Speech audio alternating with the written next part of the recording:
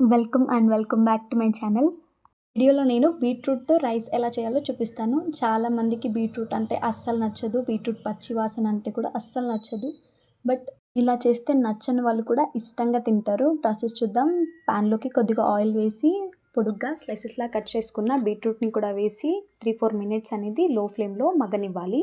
తర్వాత సన్నగా కట్ చేసి పెట్టుకున్న ఒక్క టమాటోని పొడుగ్గా స్లైసెస్లా కట్ చేసుకున్నాను కదా, దాన్ని కూడా వేసి 2-3 మినిట్స్ మగ్గేంత వరకు ఫ్రై చేసుకోవాలి. తర్వాత ఒక ప్లేట్లోకి వేసి చల్లారించిన తర్వాత మిక్సీ పట్టాలి స్మూత్గా.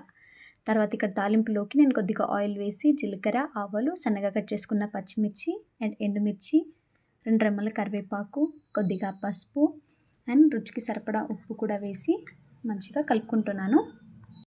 తాలింపు కొంచెం రంగు మారిన తర్వాత ఇందులోకి ముందుగా పేస్ట్ చేసి పెట్టుకున్న బీట్రూట్ అండ్ టొమాటో పేస్ట్ని ఇందులో వేసి 2-3 మినిట్స్ లో ఫ్లేమ్లో ఫ్రై చేసుకోవాలి, పచ్చివాసన పోయేంత వరకు. అండ్ కొద్దిసేపు ఒక 3-4 మినిట్స్ లో ఫ్లేమ్లోనే మగ్గనివ్వాలి, కొద్దిగా ఆయిల్ పైకి తేలేంత వరకు. తర్వాత వండి చల్లార్చుకున్న అన్నం కూడా వేసి బీట్రూట్ పేస్ట్ అనేది అన్నంకి మంచిగా పట్టేలా కలుపుకోవాలి లో ఫ్లేమ్లో. అంతా బాగా మిక్స్ అయిన తర్వాత హాఫ్ చెక్క నిమ్మరసం అండ్ కొద్దిగా కట్ చేసి పెట్టుకున్న కొత్తిమీర కూడా వేసి కలుపుకుంటే అంతే. చాలా టేస్టీగా ఉంటుంది. లెమన్ అండ్ టొమాటో ఖచ్చితంగా యాడ్ చేయాలి. టేస్ట్ అనేది చాలా అంటే చాలా బాగుంటుంది. నచ్చని వాళ్ళు కూడా ఇష్టంగా తింటారు ఇలా చేసి పెడితే.